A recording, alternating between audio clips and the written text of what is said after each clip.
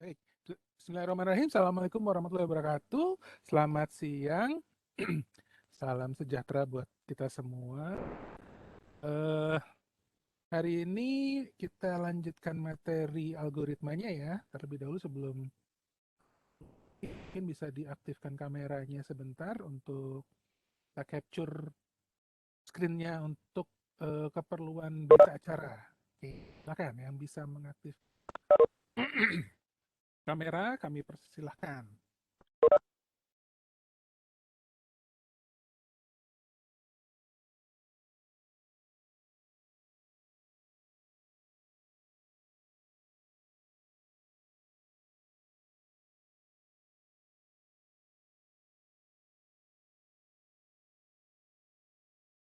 Saya capture dulu ya yang muncul di halaman pertama. Satu, dua,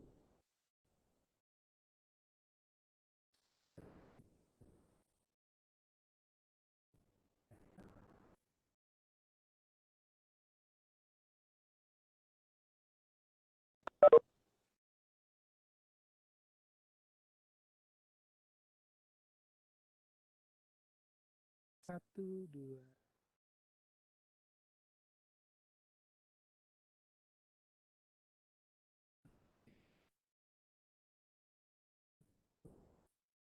Oke,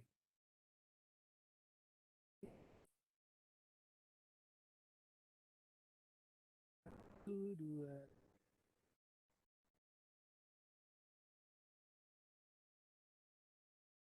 Oke, baik. Terima kasih. Eh, kita mulai ya. Stay open cam silahkan yang berhalangan karena kuota. Kan.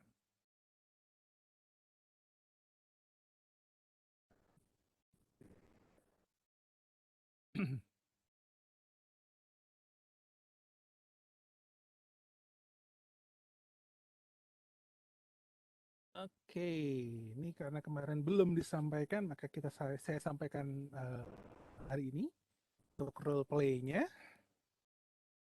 Nah, sebelum masuk role play-nya, mungkin kemarin kelupaan nih. Saya ingin tahu kalian ada di mana. Saat ini sedang berada di mana? Ada yang dekat atau di luar Pulau Jawa mungkin? Caranya, mouse yang menggunakan komputer, kalau menggunakan HP mungkin nggak bisa ya, tapi yang mungkin yang menggunakan komputer bisa ikutan. Jadi caranya mouse-nya Anda arahkan ke layar yang paling kiri sampai mentok, terus kemudian nanti akan muncul tulisan annotate. Nah, silahkan Anda request annotate-nya. Oke, silahkan di request dulu annotation-nya. Saya aktifkan annotation-nya di bareng-bareng. Saya accept dulu. Nah, kalau setelah saya accept annotation-nya, nanti berikutnya pilih yang gambar panah, gambar arrow pointer. Di seperti ini nanti. Nah, jangan yang gambar pensil ya. Nanti kalau gambar pensil nanti dicoret-coret nanti. Pilihnya yang gambar arrow, panah. Jadi biar ketahuan Anda ada di mana nih. Oke, ada yang di Bandung, ada yang di Jakarta, ada yang di Lampung. Wah, ada orang Lampung nih ternyata. Haga Dipa niku.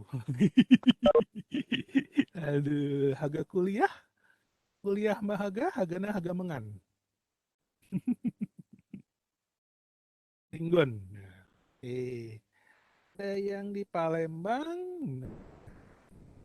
ada yang di Sumatera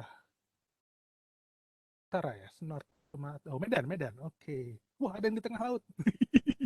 Supaya nggak numpuk antara siapa ini, Anissa sama yang lainnya dikebawahin aja. Misalkan sama-sama di Bandung, mungkin dikebawahin gini nih. Diurutkan saja, biar namanya nggak numpuk gitu ya. Oke, Faiz lagi di tengah laut? Mantap. Lagi berenang sih Faiz. Lagi berenang apa? Benerin ini, benerin kabel bawah laut mungkin. Oke. Ada yang di apa ini? Jember ya? Jember apa Purbolinggo? Probolinggo. Ada yang di Malang, ada yang Kalau ini Semarang atau di bawah Semarang? Ambarawa dan sekitarnya. Yang jelas yang di luar Pulau Jawa mungkin cuma apa ini? Algifari dan ya, dan dari Tri dari Palembang, wah ada Wong Wong Kito Galuh, ada Wong Palembang. Eh, kan di Lampung. Lampungnya nunjuk ke bawah berarti ini bukan di Lampung ya, di Metro. Kok Metro? Pas ya? Ya masih di atas, di bawahnya berarti. Daerah mana ini ya? Kambas. Oh, anak gajah dong. Sisir barat Pak, Gimana? di Lampung Barat, Lampung di Barat, sisir barat. pesisir barat. Mm-mm. Oh, oke oke. Saya belum pernah merambah ke sana. Paling jauh mainnya Waikambas. Oke. Masih ada? Oh, masih ada yang request. Oke. Kan barangkali mau ikut berpartisipasi. Tuh mayoritas masih ada banyak yang di Pulau Jawa ya. Tuh, ada lagi yang di Jambi. Nur Isra. Oh, di Jambi. Oke, saya coba capture dulu. Wah, bukti keberagaman serta kita ya hari ini ya.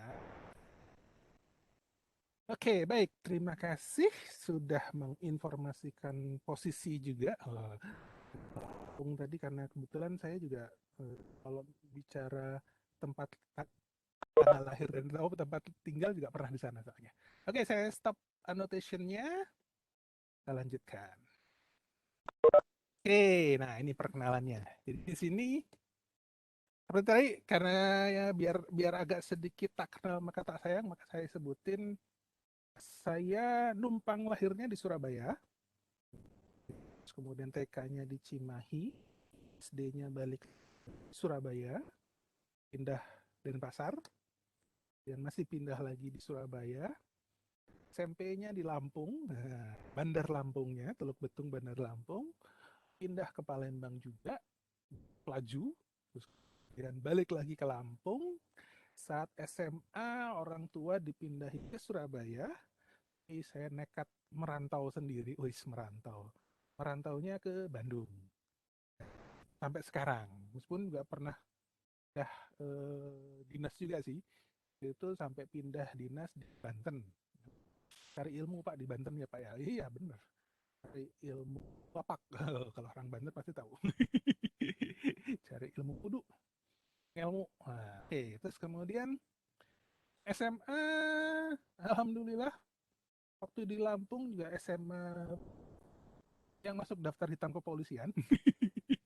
Pas pindah ke Bandung juga masuk SMA paling favorit dalam urusan berantemnya. SMA Briges. Wah, oke. Waktu di Lampung Semansa, SMA 1 Tanjung Karang itu hobi berantem.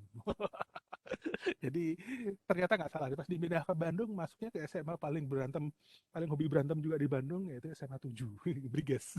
Tapi mudah-mudahan sekarang sih udah enggak. Sudah enggak kayak dulu lah. Jadi, dulu zaman hutan belantara gitu ya. Oke. Bahasa Lampungnya saya agak ngerti gitu. Jadi ada enaknya, pindah-pindah itu ada enaknya. Saya bisa mengerti bahasa daerah masing-masing. Oke, ini kan di sini bisa dilihat saya hobi kuliah, hobi kuliah.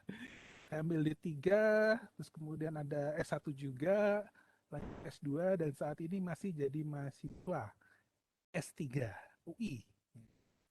Mudah-mudahan tahun ini selesai, mudah-mudahan. Tahun terakhir hari ini, tahun terakhir saya berharap lulus tepat waktu 3 tahun. Mau molor-molor.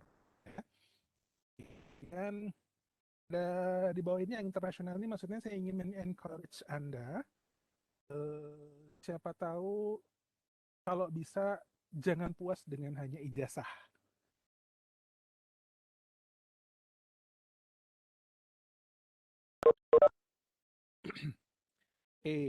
Jadi maksudnya jangan hanya puas dengan ijazah, silahkan ambil beberapa sertifikasi-sertifikasi profesi. Mungkin kalau sudah tahu tentang memproyekkan ada PMP, Project Manager profesional gitu ya. Jadi itu apa namanya? Salah satu eh, nilai plus Anda. Saat ini dunia kerja sudah mulai persaingannya sudah mulai oke. Saya karena kebetulan di informatika ya pasti sertifikasinya lebih ke informatika. Oke, kontak saya seperti itu. Silakan call via email yang domainnya Telkom. Terus kemudian untuk nomor HP pasti sudah ada di WA kalian masing-masing ya. Just WA or SMS. Do not call. Karena yang nelpon pun pasti nggak akan saya angkat. Oke, oh sebetulnya.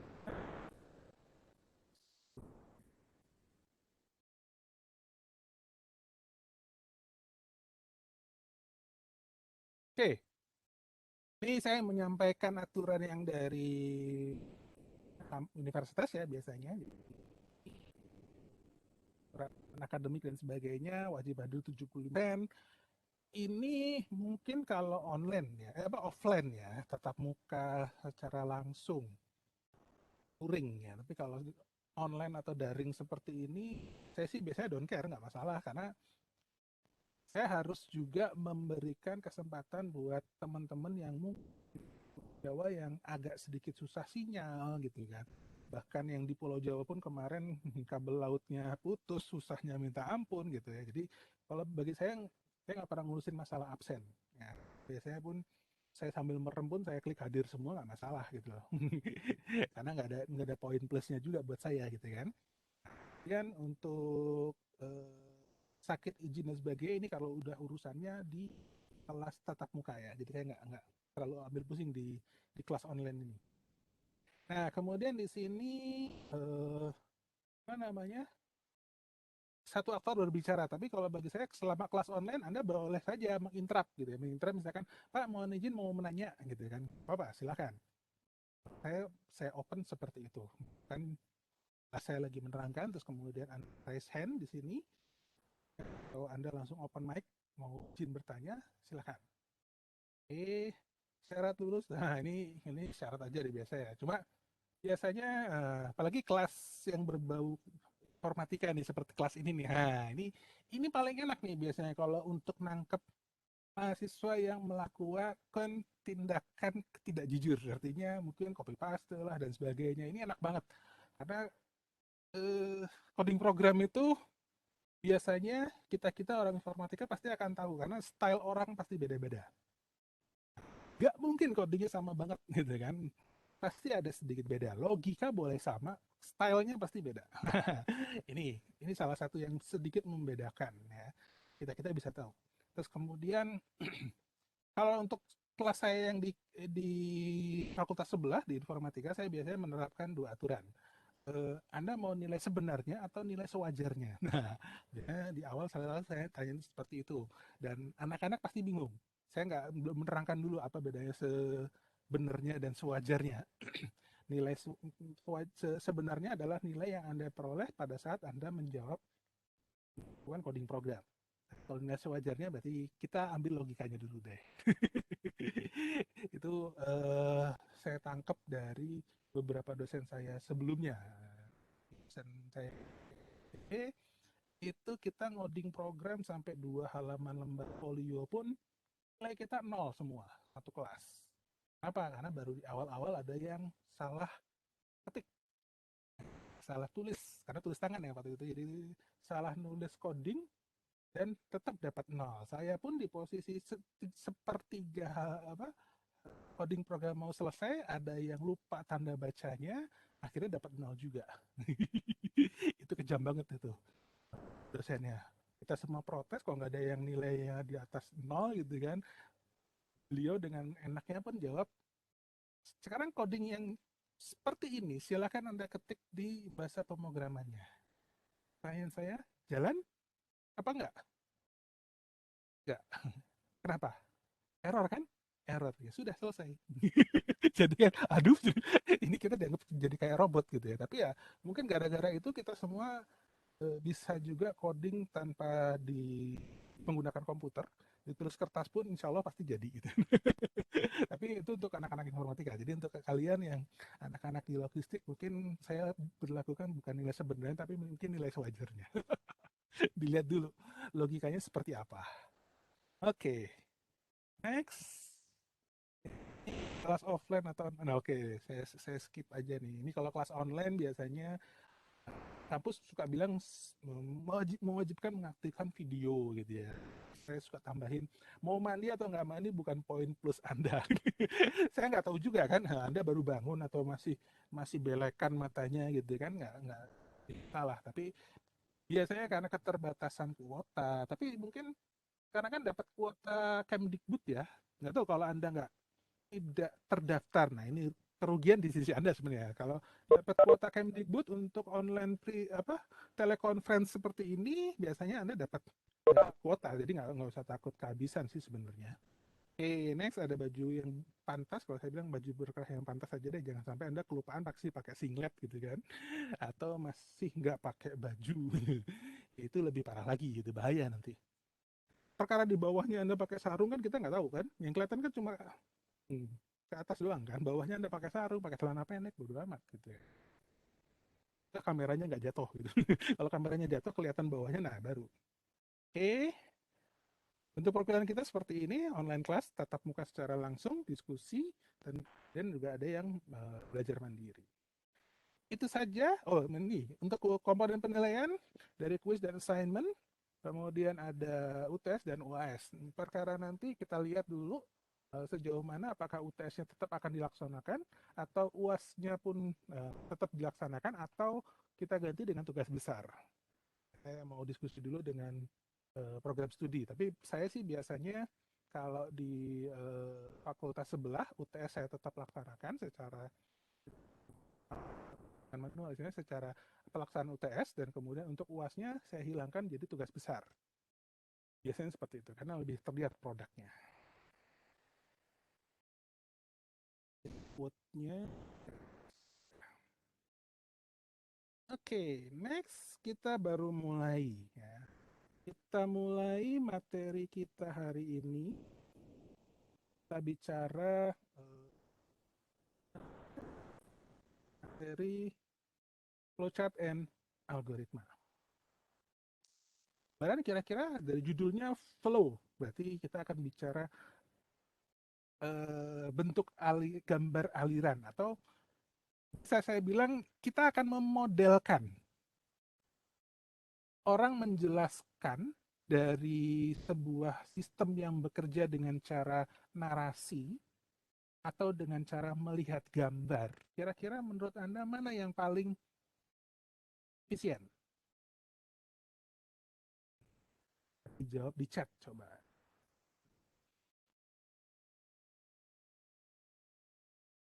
Jika Anda mempunyai sebuah sistem supaya meyakinkan orang lain bahwa sistem Anda seperti apa, bagaimana cara Anda menjelaskan?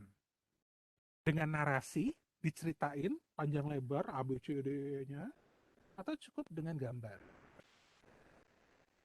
Jadi saya akan yakin Anda 100% akan bilang mending pakai gambar, Pak. Meskipun gambarnya nggak jelas gitu kan. Tapi maksudnya poinnya kadang-kadang sudah terlihat. Oh, mau ini toh. Gitu kan? Ya, dari jawab jadi berdasarkan gambar. Makanya mungkin banyak orang anak-anak milenial saat ini lebih seneng lihat manga daripada baca novel gitu kan. Karena baca novel itu per barisnya kadang-kadang sampai harus dipakai penggaris nih. Saya baca udah sampai mana? Atau kalau baca novelnya lewat internet atau browser gitu kan, atau lewat aplikasi pasti di blok-blok gitu. Jadi kita baca udah sampai berapa. Karena terlalu banyak tulisan. Beda dengan tulis komik bergambar. Nah, itu akan lebih menjiwai ya, karena apa namanya karakternya akan terlihat di situ ya. Oke, so kita lanjut di sini kita bicara bagaimana kita melakukan sebuah coding program. Pasti ya kita akan melakukan dua fase. Fase pertama adalah fase problem solving, yang kedua adalah baru fase implementasinya. Nah, problem solving ini bagaimana? Nah, problem solving ini adalah jika kita ingin membangun sebuah sistem, maka kita akan apa, mengimajinasikan terlebih dahulu kira-kira langkah apa yang harus dilakukan. Maka disebutkan make an order sequence of step that solve a problem. Langkah-langkah apa? Jadi misalkan kayak kemarin sudah diceritakan bagaimana cara bikin Indomie rebus. Oke, bikin Indomie rebus. Langkah-langkahnya apa aja? Pastikan kita punya Indominya dulu. Pak, kalau saya punyanya Super Mie gimana, Pak? Ya kan tadi bilangnya apa? Saya bikin cara Indomie rebus. Kecuali saya bikin mie instan rebus. Kalau itu kan langsung kelihatan nih bedanya. Kalau mie instan berarti terserah. Anda punya merek apapun boleh. Tapi kalau karena tadi saya ceritanya, tolong kita akan membuat sebuah Indomie rebus. Berarti Indominya merek Indomie, oke, tapi rasanya terserah. Nah, kan gitu. Jadi kita harus harus bisa melihat kasus per kasus dengan benar. Biasanya orang IT itu sampai bikin apa ya, bikin pusing sendiri. Misalkan ada yang sudah pernah dengar atau lihat joke seperti ini, misalkan seorang anak disuruh ibunya beli sebuah susu, sekaleng susu. Kemudian jika ibunya bilang, Dek, nak, kalau di sana ada telur, beli dua ya. Oke, tadi disuruhnya gimana?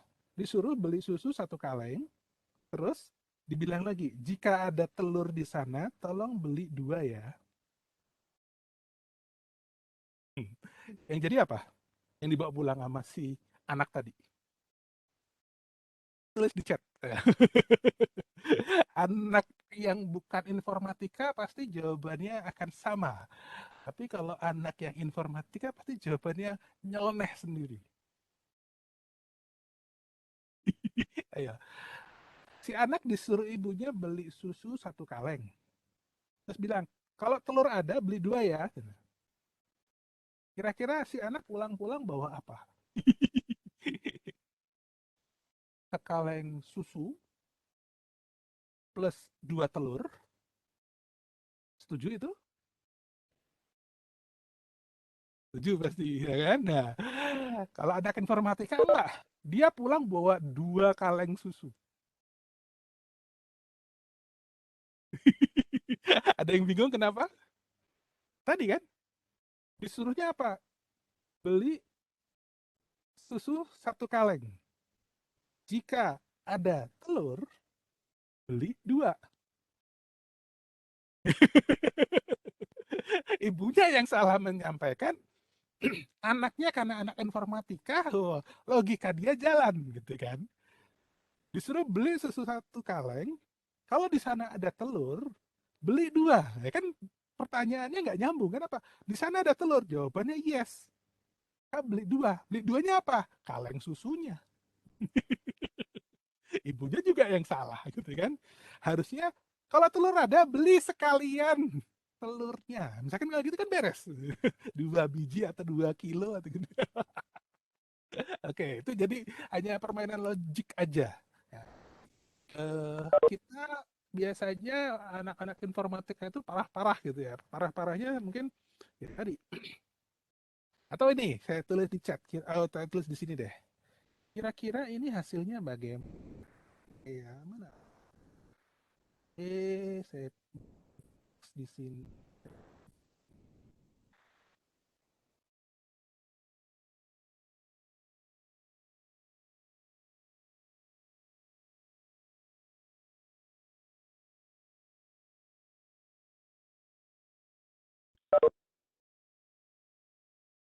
Oke.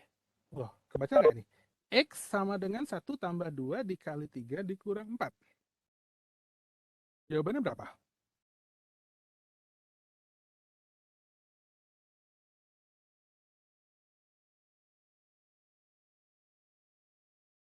Ada yang bisa kasih jawaban di chat? Dari rumus ini, formula ini?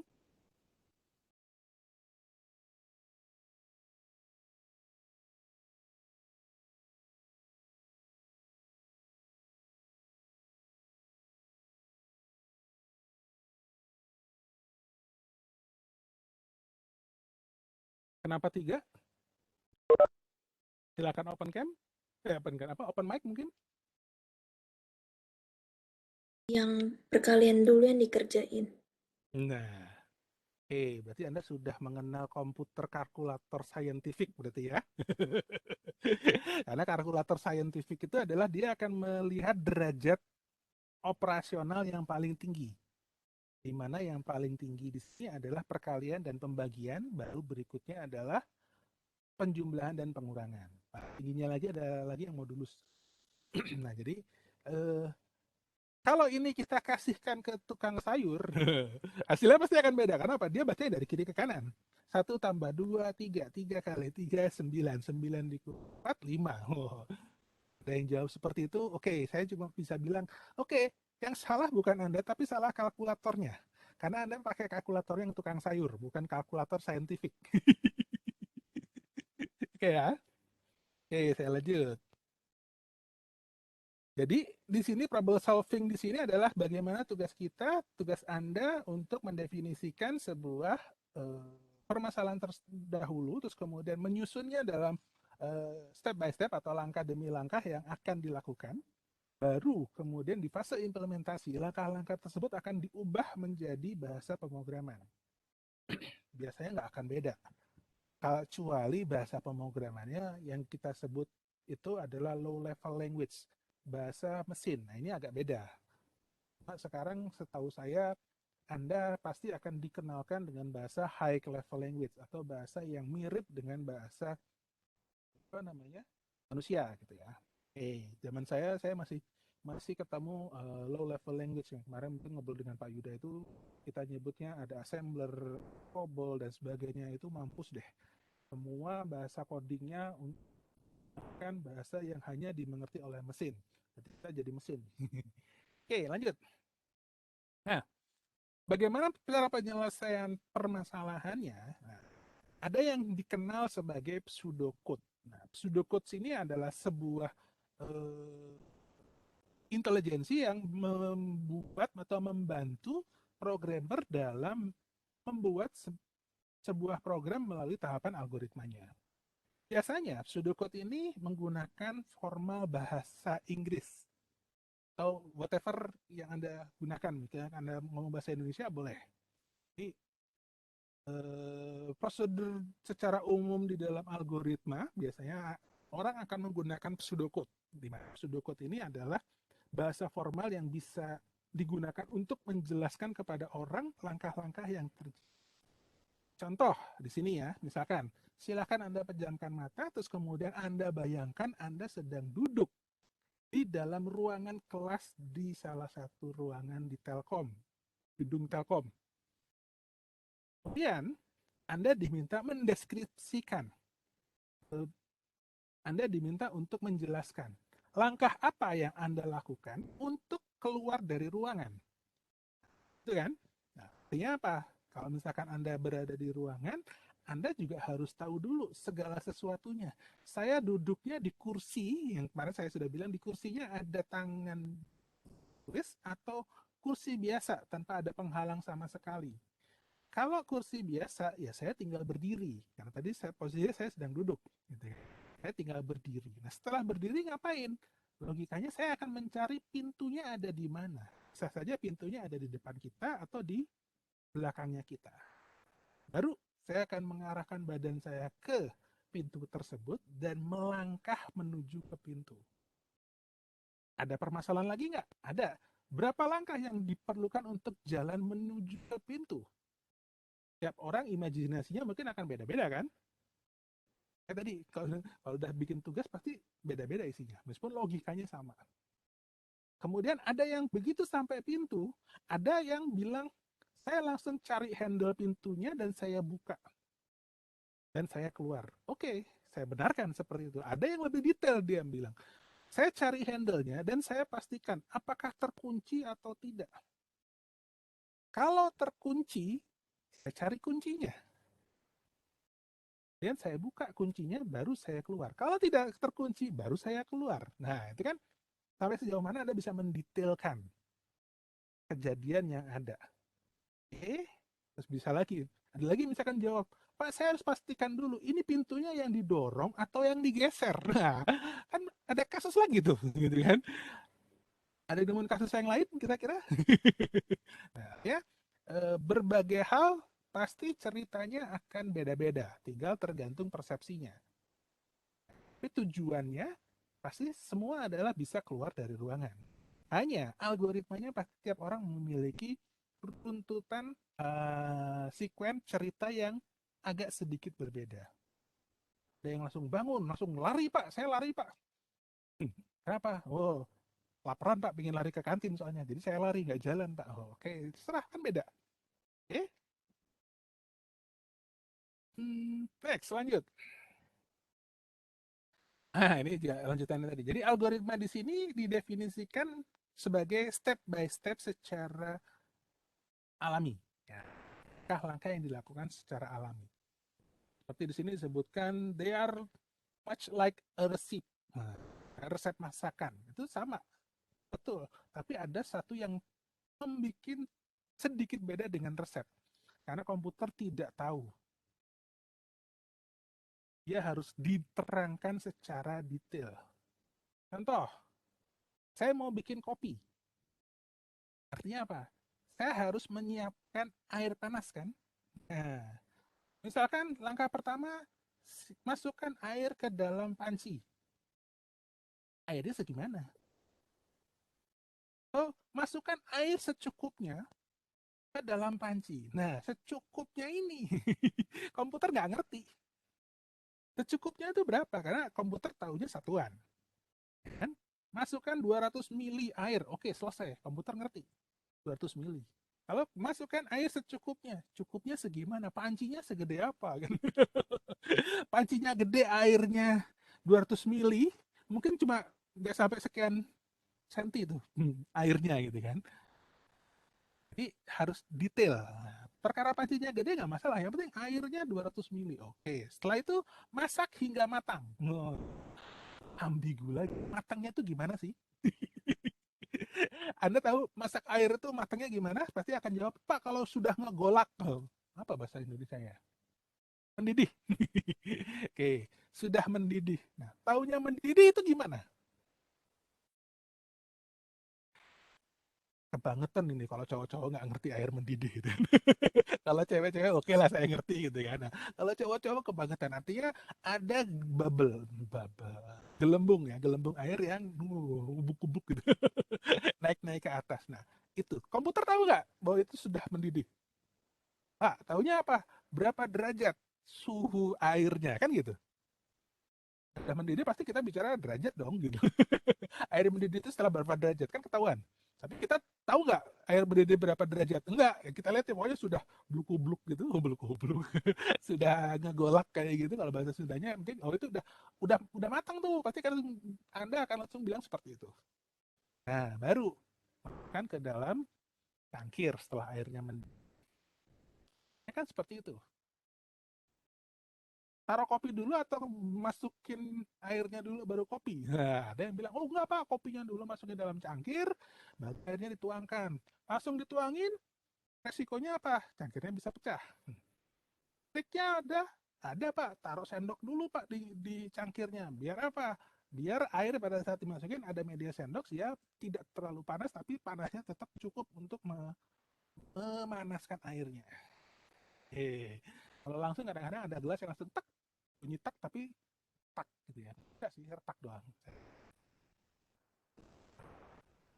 Oke, jadi ini secara nggak langsung algoritma program ini memberikan kita untuk lebih tahu step by stepnya dan harus tahu juga mendetailkan.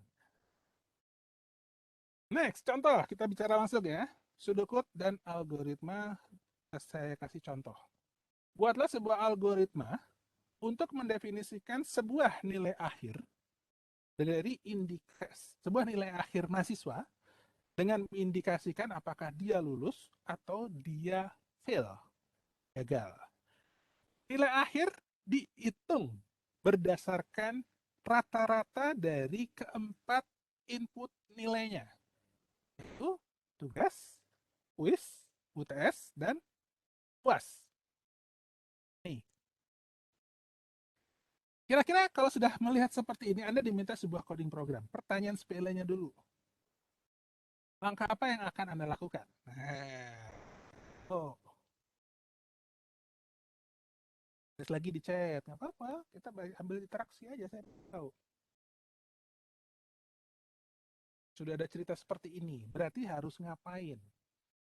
Anda diminta buat program untuk menghasilkan sebuah status lulus atau tidak lulus dari seorang mahasiswa.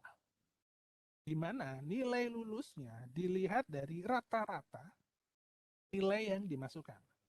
Nilai yang dimasukkan itu apa? Ada 4 di sini. Tugas, kuis, TS, dan UAS.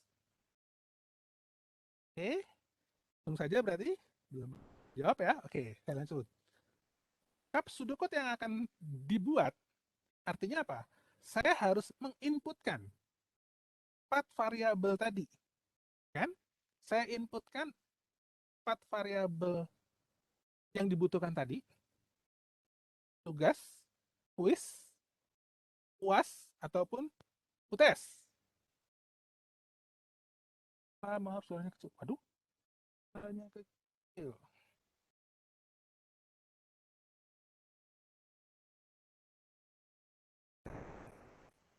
Boleh nih padahal.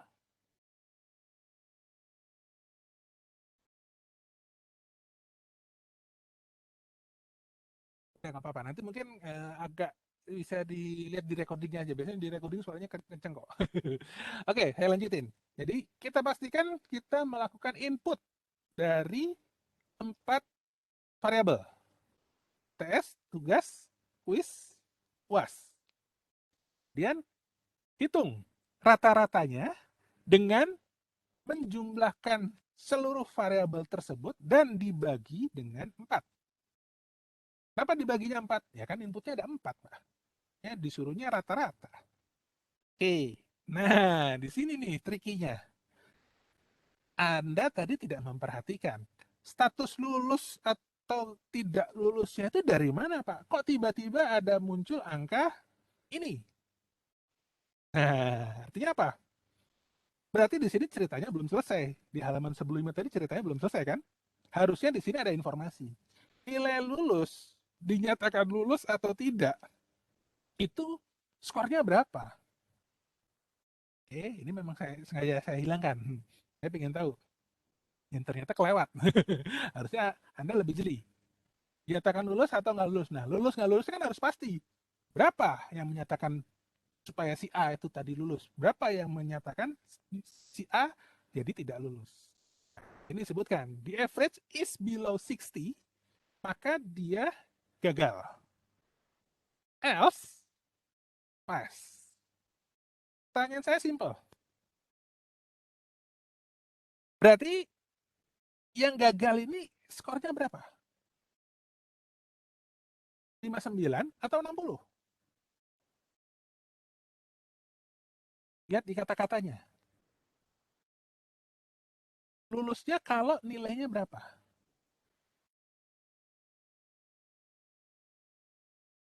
Sesuai kata-katanya juga kan? Kalau 60 berarti lulus apa enggak?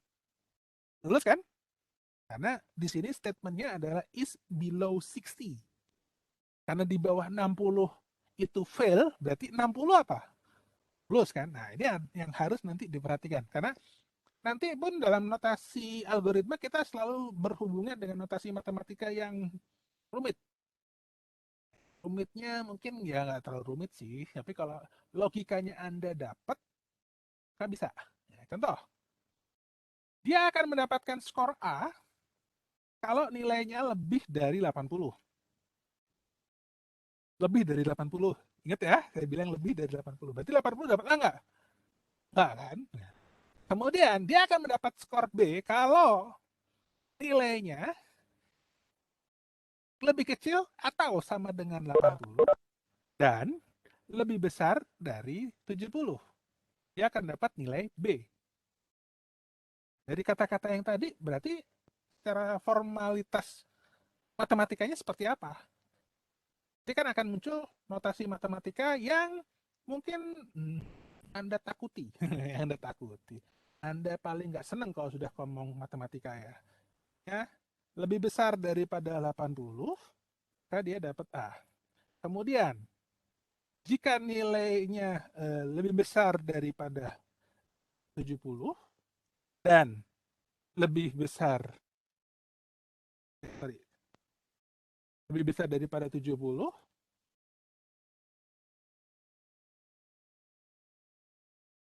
maka dia nilainya adalah B.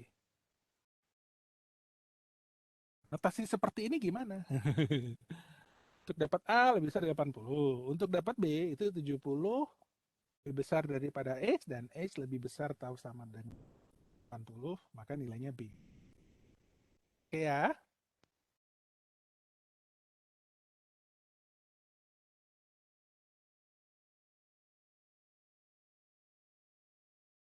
Next. Kalau tadi bicara pseudocode-nya, sekarang bicara algoritmanya.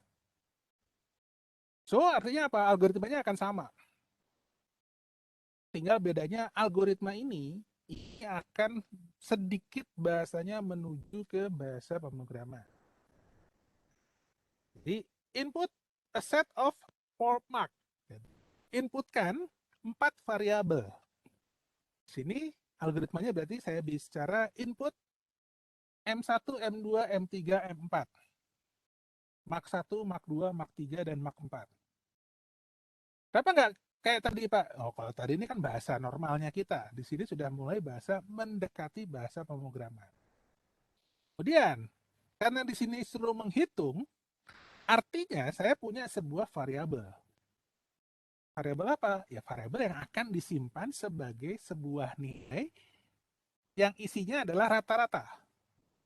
Oke, di sini saya bikin grade diisi dengan nilai yang tadi di input M1 tambah M2 tambah M3 tambah M4 saya bagi dengan 4. Kenapa dibagi 4? Karena ada 4 input. Kalau ada 5 input gimana Pak? Ya inputnya ada sampai M5 dibagi 5.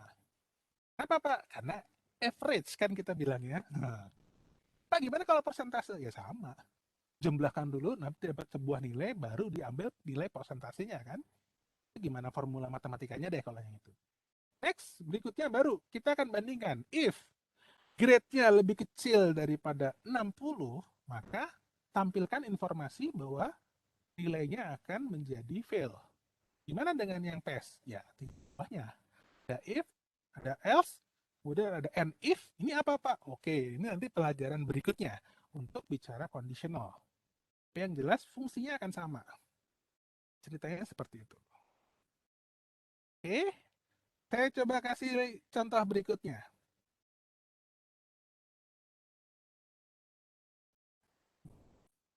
Oh, oke. Dulu deh berarti. Nah, next kita akan bicara flowchart. Kalau tadi narasi seperti ini mungkin agak boring. Boring di sisi bacanya. Tapi nanti begitu masuk flowchart mungkin agak lebih enak kita lihat bacanya atau kita bacanya. Jadi di sini flowchart adalah bentuk lain dari sebuah algoritma tapi dalam bentuk grafis. Ya apa? Memudahkan kita untuk membaca.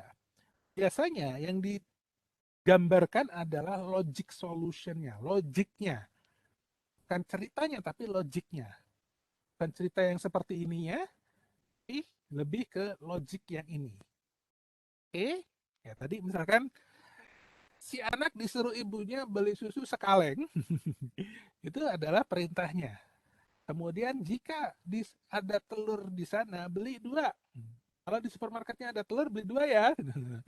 Berarti kita bikin conditionnya if telur ya eksis, ada ya maka beli dua. Nah beli duanya ini yang jadi bikin ambigu si anak kan, beli duanya yang apa yang dibeli. Nah akhirnya anaknya memutuskan status sebelumnya atau statement sebelumnya yang dijalankan.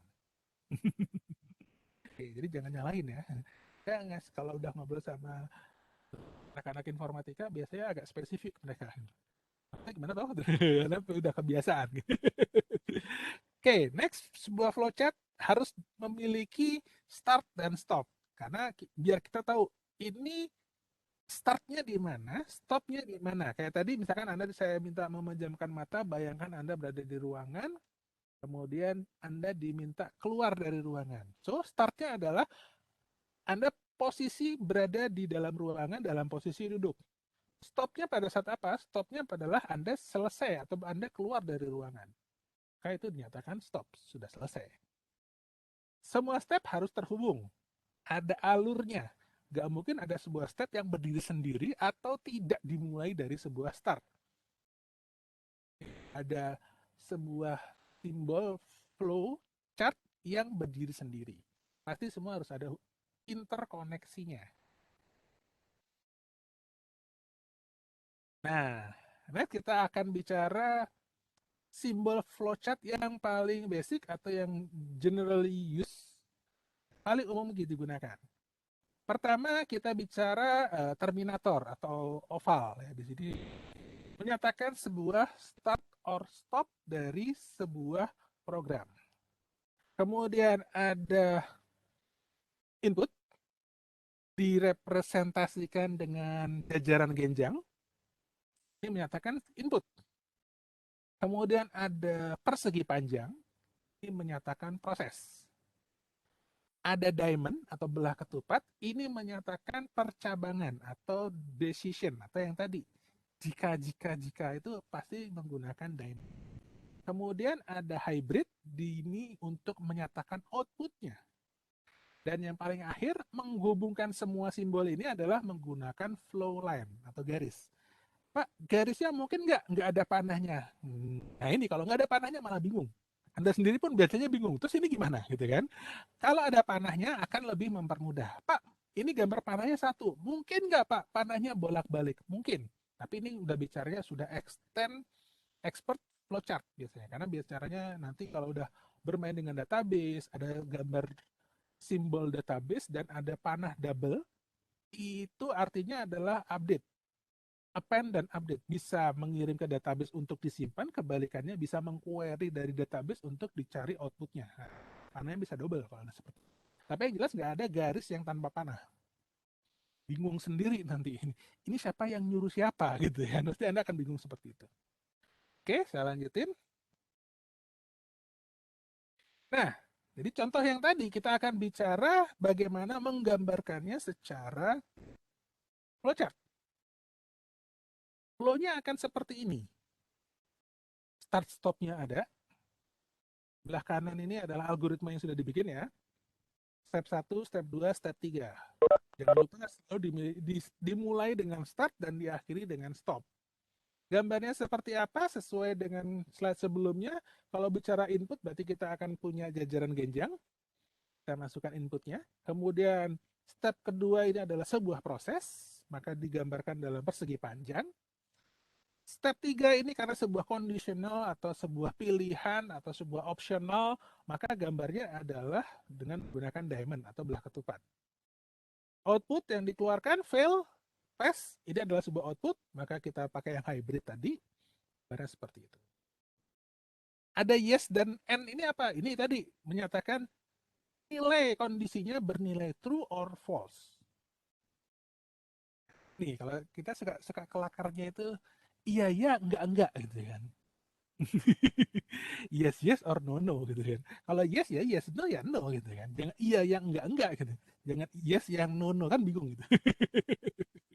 Belum lagi ini kalau udah nanti kita bicara operator ya, ada and, ada or, ada nor, ada XOR, exclusive or, ada not atau negasi. Nah, kalau yang biasa menggunakan notasi matematika mungkin nggak aneh. Tanya mungkin nanti bicara simbolnya saja. Nah, ini sangat penting. Logika Anda harus kuat di sini. Secara logika. Jika Anda pergi ke pasar dan hari cerah, maka Anda akan bawa payung. Negasi-negasi apa? Bukan negasi. Statement-statement seperti itu yang harus Anda logiknya kuat. Jika hari hujan, atau Anda tidak bawa payung, nah kan ada ataunya itu artinya juga pasti beda dengan dan Anda bawa payung, maka aman.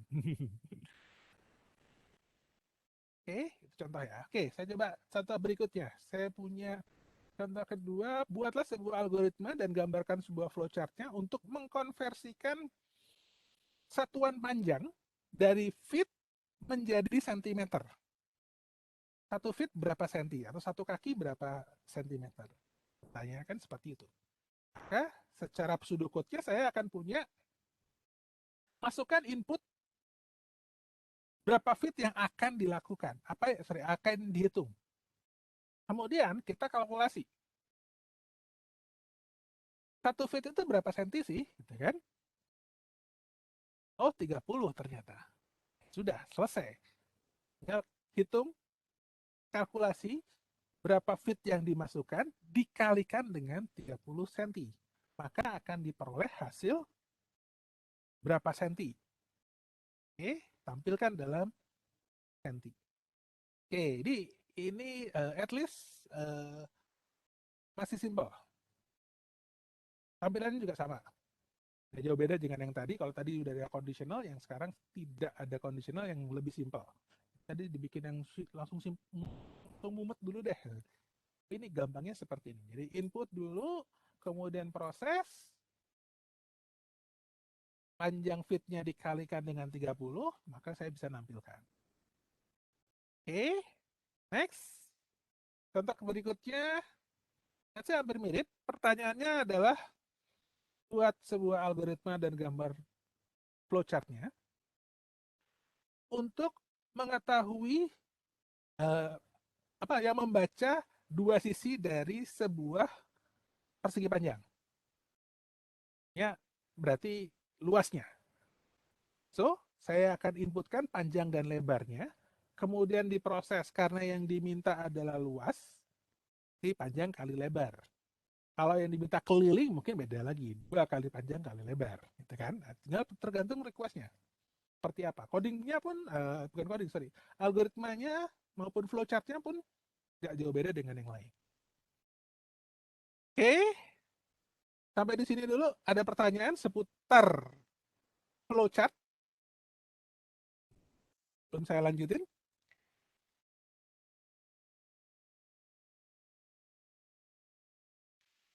Oke, kalau tidak ada, saya lanjutkan. Kita bicara berikutnya adalah tools-nya. Ini mulai seru nih biasanya. Nah, tools untuk membuat flowchart, kalau di laptop Anda sudah tersedia Microsoft Visio, silahkan pakai. Ada LibreOffice, Apache Office, Inkscape, silahkan pakai. Kalau enggak, silahkan download. Tapi kalau udah ngomong download, ini urusannya biasanya apa namanya? License ya. Kalau yang free, oke, okay, no problem. Tapi kalau yang tidak free, urusannya berarti license.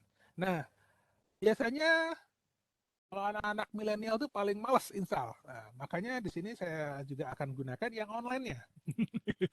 Kenapa? Karena ya udah pakai online aja daripada saya harus download Microsoft Visio, terus kemudian install. Kepakainya cuma sama mata kuliahnya Pak Vidi doang. Itu pun nggak sampai 1 semester gitu kan. Nah, berarti silakan buka browser Anda. Kita akan buka bareng-bareng di sini. Nanti kita akan coba praktek sedikit. Silakan masuk ke www.diagrams.net, www.diagrams pakai s.net. Silahkan coba buka browsernya. Nanti kita akan bareng-bareng coba bagaimana bikin apa namanya flowchart ya. Saya stop dulu, kemudian akan saya sharing lagi LibreOffice apa namanya diagramsnya.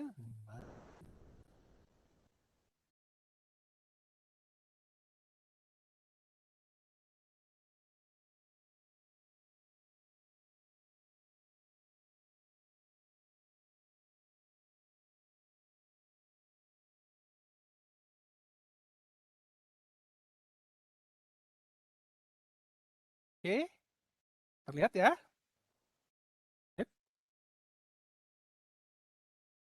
Di sini Anda bisa download dan itu juga free.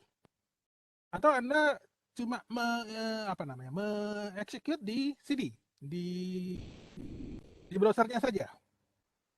Pak, kecilan Pak. Oke, kalau yang di tampilan laptopnya terlalu kecil, mouse-nya silahkan arahkan ke sebelah kiri.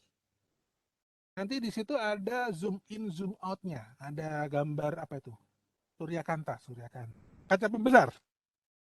Kaca pembesar dengan simbol plus dan simbol negatif. Akan di zoom di situ bisa. Oke. Nah, kita akan masuk ke, karena saya akan gunakannya online saja ya, sudah saya tekan tombol start saja.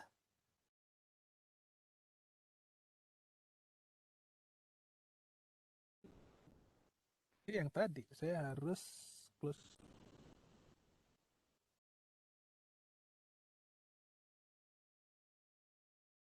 Oke, biasanya ada dua pilihan. Close ini, sebentar, saya coba close dulu deh.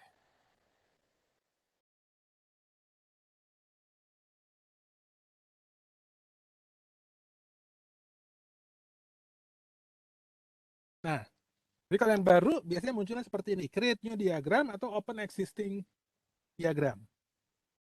Artinya karena kita baru, saya bisa create saja terlebih dahulu, tapi misalkan setelah filenya saya save dan tersimpan di hard disk saya, maka saya bisa open existing diagram.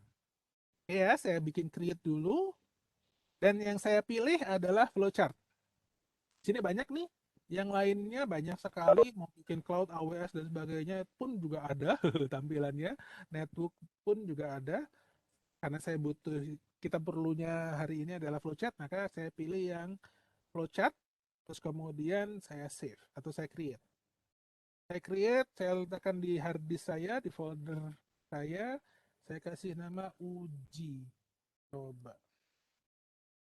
Oke, saya save saja. Nah, kita sudah berada di layarnya, tinggal Anda mau menambahkan apa. Jadi, saya bikin flowchartnya, saya pasang terminatornya terlebih dahulu untuk menyatakan start stopnya. Isinya gimana Pak? Klik double klik saja, nanti ada kursor dia, kita tinggal tulis start. Kemudian tadi ada input Pak. Nih yang ini data. Oke.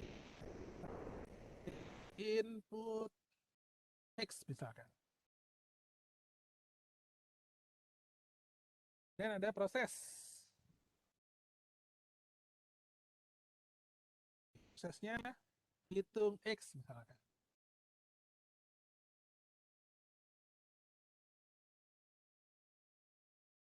Dan tampilkan.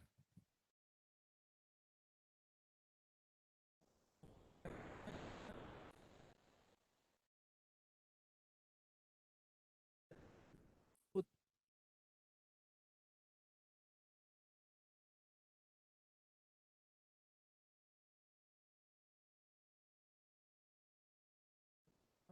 put.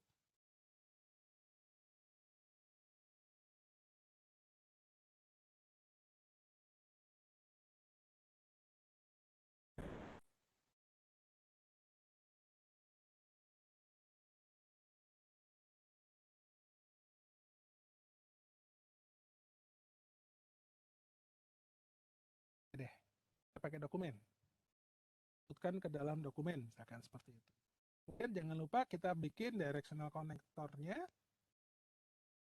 Kita tarik, kita arahkan ke, di sini ada yang bisa dilihat di situ ya, ada apa ya, marknya ya, ada tandanya. Jadi kalau saya klik di sini, saya arahkan di sini, ini ada semacam di garis jajaran genjangnya muncul kotak-kotak marknya. Nah ini maksudnya apa? Biar kalau saya geser-geser seperti ini, dia tetap nyangkut di situ, di titik yang diinginkan. Kalau saya pindah ke sini juga,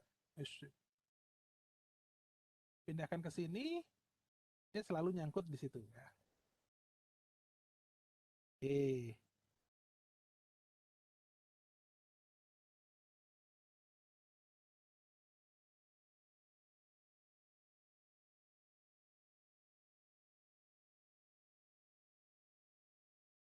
Oke. Dengan cara yang sama, saya gambar garis juga semua.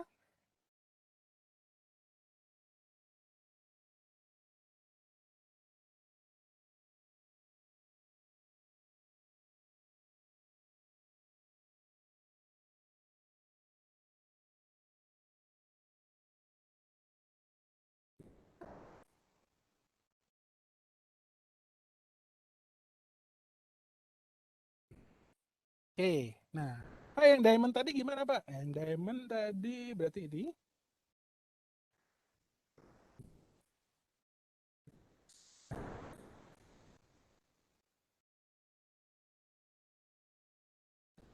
Saya ada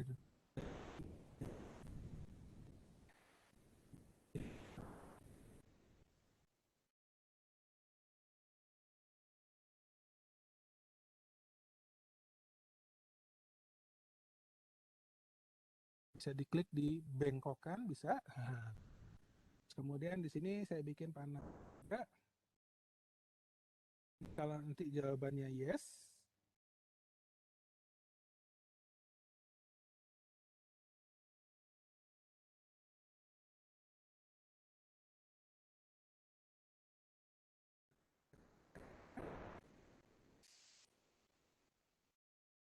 oh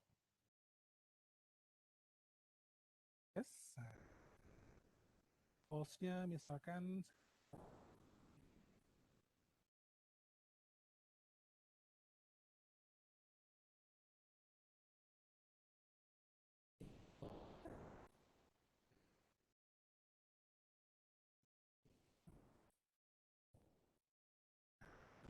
oke.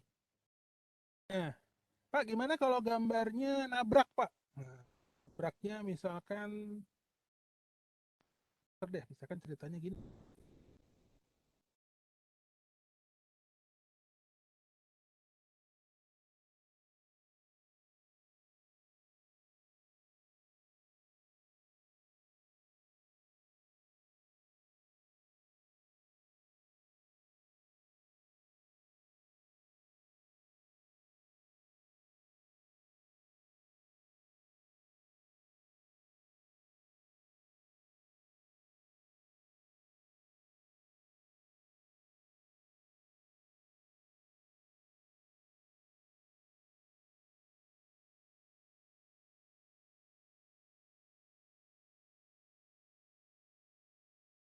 Nah, ini kan nabrak nih, terlihat terlihat tabrakannya ya. Nah, di sini saya bisa bikin belok stylenya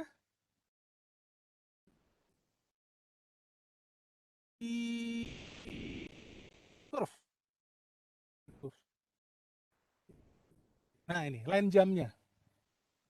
Saya bikin arc di sini sehingga nah di persimpangan sambungan di sini kelihatan seperti ini. Artinya panahnya dia tidak nabrak ya.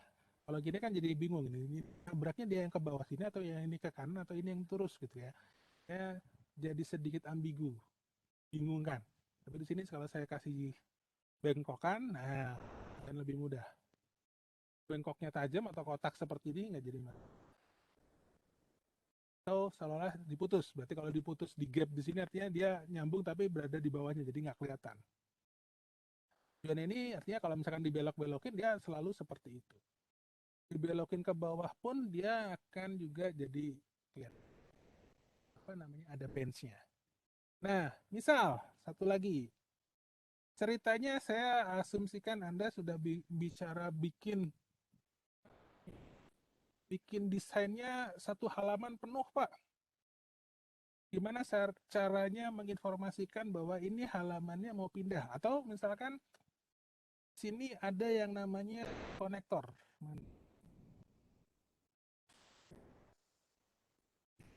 Ini ada konektor on page, artinya di sini kalau ini saya pasang di sini, lanjut ini, artinya misalkan saya bikin lagi,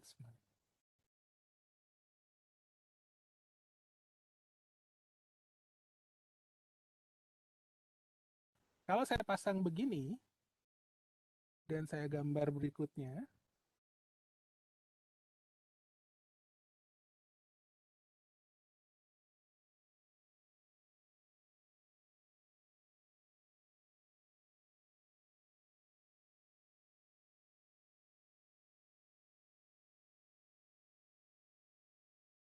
oke, nah jadi ceritanya misalkan Anda sudah gambar posisinya sudah penuh sampai ke bawah, tapi di sebelah kanan masih nyisa. Nah, Anda bisa gunakan konektor ini.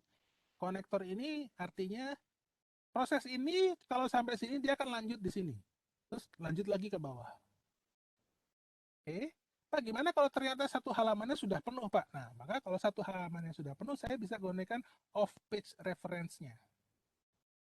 Nih, ini tujuannya adalah untuk menggambarkan kepada pembacanya, kalau ketemu simbol ini berarti dia lanjutan dari panah ini ada di halaman berikutnya. Jadi begitu saya tambahkan page berikutnya, maka jangan lupa Anda tambahkan dulu off page-nya, misalkan di sini. Selanjutnya tambahkan apa gitu ya, proses dan sebagainya.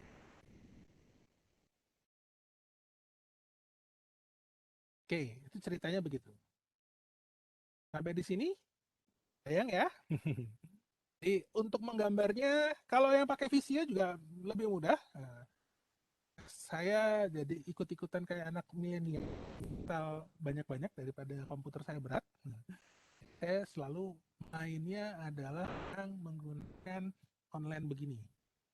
Oke, ada pertanyaan? Oke, kalau tidak ada atau belum, saya stop, saya lanjutkan yang tadi.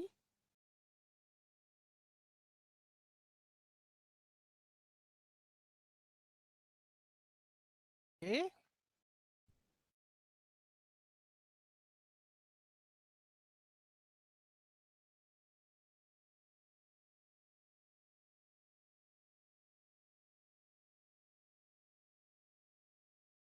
nah berikut tugas Anda. Biar seru, minggu ini ada tugas. Buatlah sebuah algoritma dan gambarkan flowchart prosesnya saat Anda membeli sesuatu di supermarket. Dari pertanyaannya mudah-mudahan jelas. Ya, statementnya mudah-mudahan jelas. Anda diminta membuat sebuah algoritma dan menggambarkannya dari proses flowchartnya. Anda membeli sesuatu. Sesuatunya gimana, Pak? Nah, namanya sesuatu berarti bebas dong. Berapa banyak, Pak? Nah, namanya sesuatu boleh satu, boleh banyak. Oke ya, mudah-mudahan jelas. Nah, kemudian yang harus jadi catatan di sini, gambarkan saat Anda masuk ke supermarket sampai keluar dengan membawa sesuatu yang sudah Anda beli tadi. Bilang membeli ya, bukan ngutil ya. Atau mungkin ada yang memiliki jiwa shoplifter, beli nggak bayar. Nah, jangan sampai deh, mudah-mudahan nggak. Jadi artinya kira-kira apa yang bisa Anda gambarkan saat Anda masuk ke supermarket dan sampai keluar dari supermarket. Berarti startnya adalah masuk ke supermarket. Stopnya saat Anda keluar dari supermarket. Proses di dalamnya adalah Anda membeli sesuatu.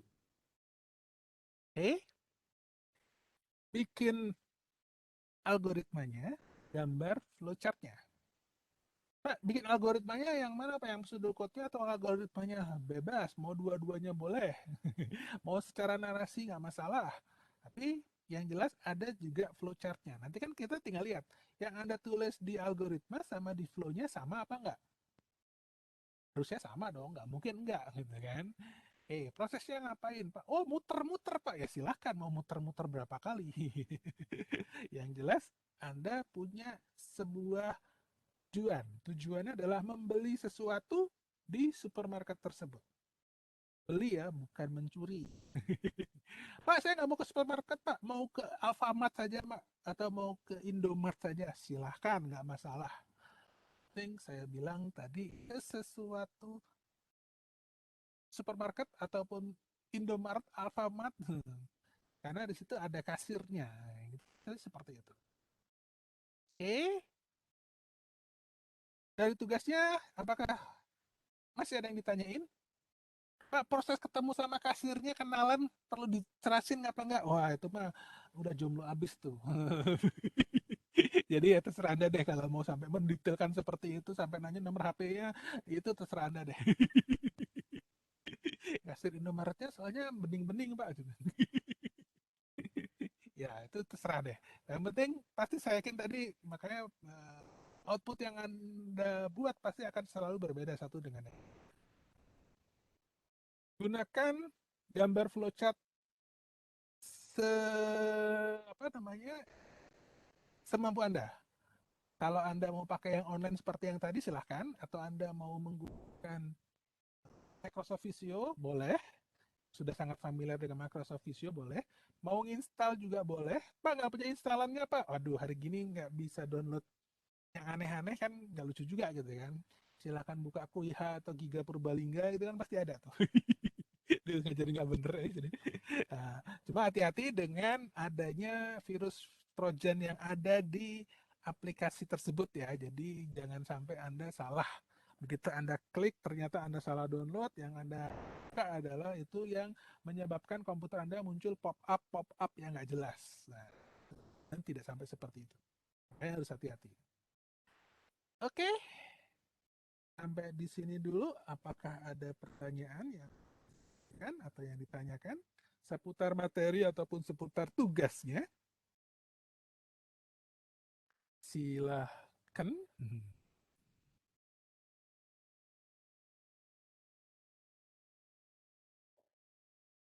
Saya izin bertanya. Oke, silakan. Untuk tugasnya itu untuk arah flowchart-nya sendiri harus ke bawah atau boleh zigzag Bebas, atau gimana Pak? Bebas ya? bebas. Jadi eh nanti ini biasanya kalau orang kita orang informatika biasanya akan jatuh sebuah seni, seni gambar. Enak gambar ke kanan atau ke bawah atau muter-muter di situ ya, ya lihat aja. Bebas kok. Jadi nggak harus apa namanya atas ke bawah, bawah ke atas, kiri ke kanan, no problem. Yang dipastikan adalah kalau terjadi tabrakan si apa namanya garis, pastikan Anda asumsikan yang baca ngerti bahwa ini bukan tabrakan tapi apa ya? Ya tadi melewati gitu ya, bukan bukan nabrak tapi melewati. Kalau pakai Visio biasanya defaultnya dia sudah pasti ada bench-nya gitu, ada arc-nya, jadi dia belok. Kan kalau ada nabrak. Tapi kalau di Draw.io yang tadi biasanya kita yang definisikan sendiri bench yang bulat atau bench-nya yang kotak. Biasanya sih seperti itu. Ini kadang-kadang kalau sudah apa namanya, mungkin kedepannya kalau Anda disuruh diminta bikin jurnal dengan harus menampilkan flowchart, pasti gimana caranya satu halaman harus penuh, satu halaman harus selesai, setengah halaman harus selesai. Nah itu tadi seninya bagaimana narok posisinya supaya gambarnya tidak terlalu padat tapi bisa dibaca, tidak ada banyak tabrakan. Nah, seninya cuma gimana caranya satu halaman penuh misalkan. Seninya atau dimintanya setengah halaman, oke setengah halaman harus, oh ini harusnya di sini nih, ini harusnya di sini nih. Nah itu gimana gimana Anda deh.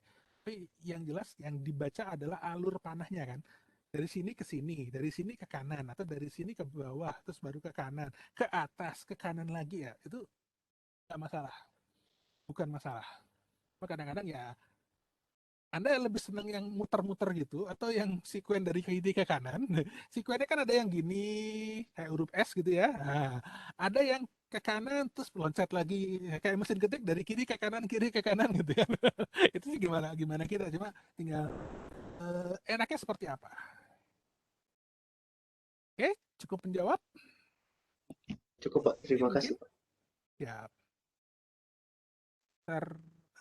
tugas ataupun materi hari ini. Nah, nanti juga sama, nanti pada saat kalau sudah mulai bikin coding program ya, saya nggak mewajibkan Anda install Python-nya, karena Anda bisa menggunakan eh, tadi yang saya bilang adalah Google Colab. Nah, Google Colab ini fiturnya ada Jupyter Notebook untuk menggunakan Python. Pak, komputer saya masih lemot, Pak. Kalau diinstal lagi malah tambah lemot, Pak. Ya, itu tadi. Ya, resikonya berarti Anda harus menggunakan internet. Filenya bisa disimpan di komputer Anda, tapi running programnya ada di internet. Itu salah satu solusi untuk yang komputernya nggak canggih. Ya, bukan nggak canggih, mungkin belum canggih. Kalau beda kalau saya ngajar di anak-anak informatika, saya yakin komputernya udah ROG semua gitu. Udah sekelas predator semua gitu kan. Artinya udah bisa main game apa namanya Counter Strike, Point Blank dan sebagainya, udah dengan resolusi gambar yang bagus. Tapi mungkin kalau di anak-anak bukan informatika, mungkin just laptop, just komputer. Mungkin kebutuhannya beda, karena Anda mungkin kebutuhannya hanya menjalankan aplikasi yang sudah jadi, bukan meng-create program. Saya tidak kalau memang Anda tidak bisa menginstal karena keterbatasan perangkat hardware Anda, no problem, masih ada solusi, kita bisa gunakan yang online. Oke, minggu depan baru kita mulai yang Python-nya, introduction ke Python-nya, bisa nanti akan saya coba demokan menggunakan downloadan Python-nya dan atau menggunakan yang online Google Colab. Baik, sebelum saya akhiri ada pertanyaan lagi kah untuk materi hari ini?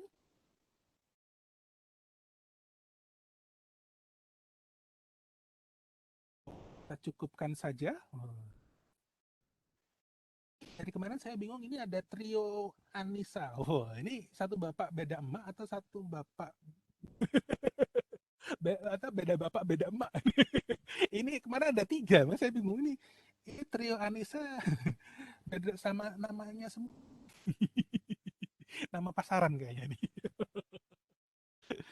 Kayaknya di teknik logistik nih masih mayoritas masih banyak perempuannya ya, beda dengan di informatika ya. Informatika banyak cowoknya daripada ceweknya gitu. Ada yang cewek pun biasanya nggak dianggap cewek biasanya sama temen-temennya, udah dianggap apa tomboy semua. Tapi nggak tahu nih terus ini.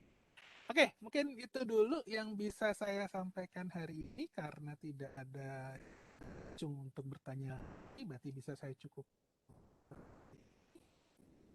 sampaikan, dan tools yang saya berikan tadi bisa bermanfaat. Biasanya manfaat toolsnya itu nanti pada saat tugas akhir biasanya. Karena harus bikin flow-nya, bikin alurnya. Oh iya Pak, pakai ini aja, udah diajarin sama Pak Midi ini. Nggak usah install lagi, karena udah ada online gitu kan. Filenya aja jangan hilang, kalau dia capek gitu ya. Oke, terima kasih atas perhatiannya hari ini. Kita ketemu lagi insya Allah minggu depan. Saya akhiri. Assalamualaikum warahmatullahi wabarakatuh. Selamat sore dan sampai jumpa. Terima kasih. Terima kasih, Pak. Terima kasih, Pak. Terima kasih, Pak. Terima kasih Bapak. Terima kasih, Pak. Terima kasih, Pak.